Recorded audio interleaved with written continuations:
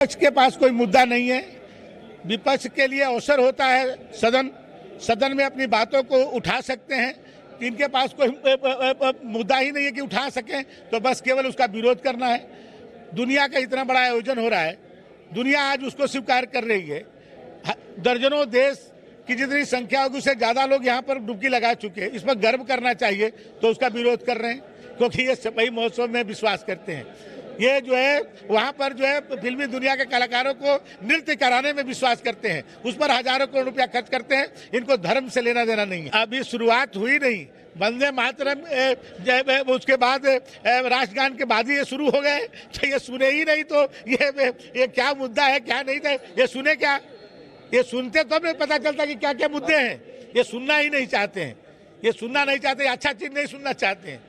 ये ऐसी सरकार चलाना चाहते हैं कि जैसे जेल में से अपराधी डीजीपी से मिलता था और लखनऊ के शहर में पुलिस उपाधीक्षकों को समाजवादी पार्टी के गुंडे घसीटते थे। ये ऐसी सरकार चाहते हैं।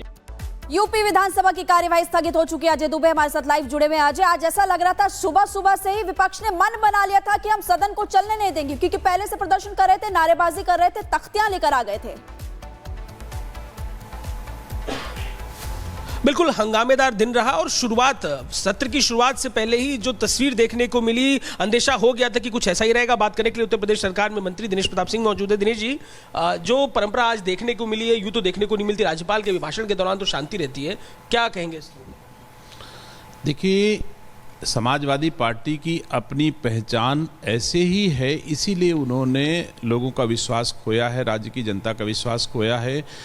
महामहिम श्री राज्यपाल सरकार की ही संवैधानिक पद पर नहीं है। इस राज्य के लोगों के हितों की संरक्षण की जिम्मेदारी महामहिम पर होती है और सभी दल के लोगों की जिम्मेदारी होती है उनकी, और उनको उनका इस तरह से अपमान करना मैं समझता हूँ अकेले सरकार का अपमान नहीं है, महामहिम श्री राज्यपाल का अपमान नहीं है, ये राज्य की जनता का भी अपमान है। और जनता बड़े धैर्य के साथ इसको देख रही है और आने वाले वक्त पर समाजवादी पार्टी को राज्य की जनता ने अनुकूल जवाब दिया है और फिर से आने वाले वक्त में जवाब देगी। वो आपके ऊपर फेलियर का आरोप लगा, यहाँ पे लगातार जानकारी, कुंभ में फेलियर, रोजगार में फेलियर, महंगाई में फेलियर, इतने सारे फेलियर के लाछन आपके ऊपर। फेलियर कौन है, जनता देख तो रही है। फेलियर समाजवादी पार्टी है कि भारतीय जनता पार्टी है?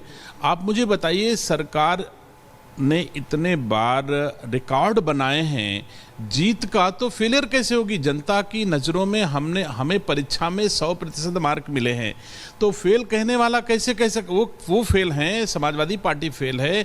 मैं नहीं समझता कि सेवा में, विकास में, सम्मान में अगर हम फेल होते तो जनता हम पर विश्वास कैसे करती?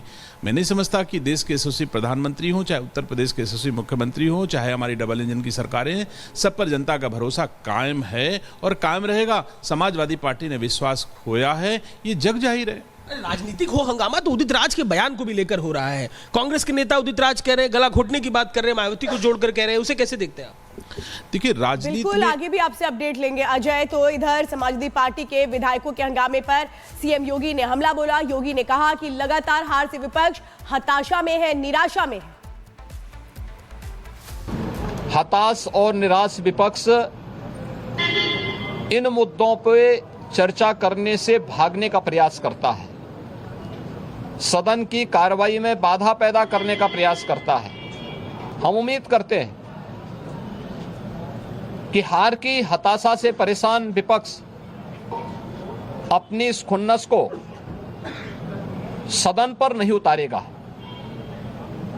सदन की कार्रवाई को सुचारू रूप से संचालन करने में एक सकारात्मक योगदान की हम अपेक्षा करते हैं और मैं सरकार की तरफ से आश्वस्त करता हूं कि जिस भी मुद्दे पर, यद्यपि अभिभाषण और बजट अपने आप में समग्रता को लेकर के दो महत्वपूर्ण मुद्दे होते हैं जिनमें विपक्ष ही नहीं बल्कि सदन का हर सदस्य अपनी बात को प्रभावी ढंग से रख सकता है, लेकिन इसके इतर भी अगर किसी मुद्दे पर विपक्ष चर्चा करना चाहेगा, सरकार उसका तथ्यात्मक जवाब देने के लिए पूरी तौर पर तैयार है। तो सीएम योगी को सुना आपने, जिन्होंने विपक्ष के हंगामे को लेकर जबरदस्त पलटवार किया है और कहा कि विपक्ष हताश है, निराश है, कोई मुद्दा नहीं है। खबर आगे बढ़ेंगे, बात करेंगे अयोध्या की, जहां पर अयोध्या में राम मंदिर के आसपास भगदड़ फैलाने की साजिश यहां पर की गई है। राम मंदिर के आसपास भगदड़ फैलाने की साजिश है। हालांकि यूपी पुलिस की ओर से कहा गया दरअसल कि जो संदिग्ध लोग हैं, जो संदिग्ध हैं, उन पर कार्रवाई यहां पर की जा रही है। तो देखिए बड़ी खबर आ रही है, जहां पर अयोध्या में राम मंदिर के पास भगदड़ फैलाने की साजिश है। यूपी पुलिस ने साजिश की आशंका दर्ज करते हुए केस दर्ज कर लिया है। भक्तों की भीड़ के बीच किसी ने ड्रोन गिराया। मंदिर के पास गेट नंबर 3 के पास उड़ रहा था ड्रोन, ये बड़ा बयान सामने आया है। पुलिस ड्रोन गिराने का मकसद यहां पर बता रही कि जो भगदड़ था वो मचाना था, और फिलहाल पुलिस ने बड़ी कार्रवाई करते हुए केस दर्ज कर लिया है। अयोध्या पुलिस कर रही है ड्रोन उड़ाने वाले की पहचान और तलाश। देखिए मंदिर के गेट नंबर 3 के पास ड्रोन उड़ाया जा रहा था, और ड्रोन गिराने का जो मकसद था वो ये था कि जो आसपास श्रद्धालु है, जो इस समय भारी संख्या में मौजूद है, उनके बीच भगदड़ हो। हालांकि अयोध्या पुलिस की ओर से पूरे मामले में केस दर्ज कर लिया गया है, और भीड़ के बीच से ड्रोन कौन लेकर के आया था, किसने उड़ाया, कैसे गिराया, इन सबको लेकर जो पुलिस की ओर से जांच है वो यहां पर तेज कर दी गई। तो देखिए अयोध्या जहां पर फिलहाल जो श्रद्धालु है वो भारी संख्या में हर रोज पहुंच रहे हैं, संख्या काफी ज्यादा है, और इसी बीच राम मंदिर के आसपास जो भगदड़ के हालात है उसको यहां पे फैलाने के लिए कोशिश की गई है संदिग्ध लोगों की ओर से। हालांकि पुलिस की ओर से एहतियात के तौर पर केस दर्ज कर लिया गया है, पहचान की जा रही है, प्रयास किया जा रहा है कि जिसने भी माहौल को खराब करने का प्रयास किया है उस पर कड़ी कार्रवाई की जाए। जो मकसद था ड्रोन गिराने का वो था भगदड़ मचाना, क्योंकि संख्या ज्यादा है, यानी कि माहौल को खराब करने का पूरा प्रयास। गेट नंबर 3 के पास यहां पर ड्रोन गिराने की साजिश की गई है, और इसी के साथ साथ पुलिस की ओर से पूरे मामले में केस दर्ज कर लिया गया है, और केस दर्ज करने के बाद पुलिस की ओर से जांच तेज कर दी गई है। आज इस वक्त हमारे साथ जुड़े हुए भक्तों की भीड़ के बीच ड्रोन गिराया गया, पुलिस से कह रही है केस दर्ज किया गया है। पूरी खबर विस्तार से बताइए अजय, आखिरकार क्या है पूरा मामला?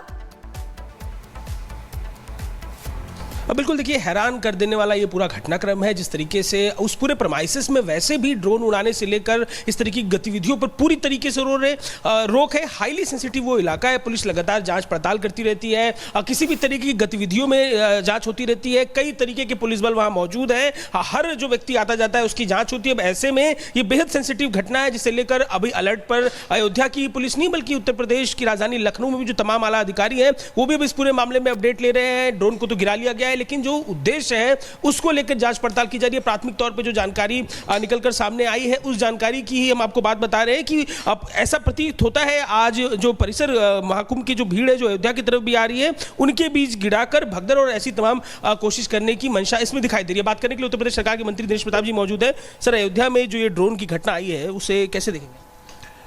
देखिए, कुंभ में जो घटना हुई वो भी अभी संदेह से परे नहीं है, उसकी जांच हो रही है, और जो आज अयोध्या में घटना हुई है इसका मुकदमा पंजीकृत हुआ है और इस पर जांच जारी है।